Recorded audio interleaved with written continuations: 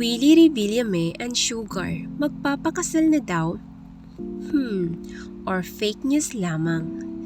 Trending ngayon sa social media si Kuya Will at Sugar dahil sa 7 years na magkarelasyon ito ay itinago ito sa sambayanan.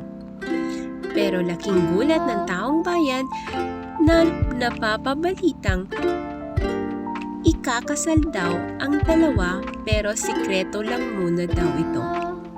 Dahil ang relasyon ng dalawa ay naging pribado at sikreto.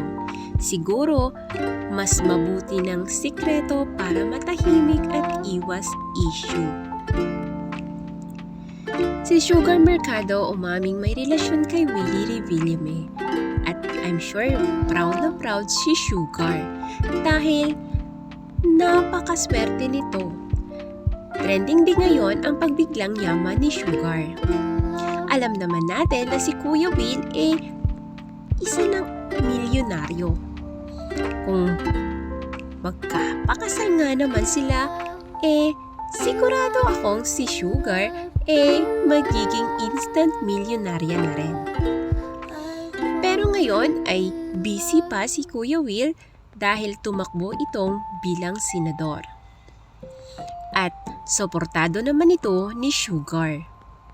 Kaliwat kanang mga fake news ang nagsisilabasan ngayon tungkol sa kanila. Meron din nagsasabi na hiwalay na daw ang mag-asawa. Sorry, hindi pa pala asawa. Magpapakasal pa lang pala. Pero kung sakalin mo naman, mukhang talagang nagmamahala ng dalawa dahil sa 7 years ba naman na tahimik sila at ngayon ay wala isa sa kanila ang nagsasalita tungkol sa relasyon nila.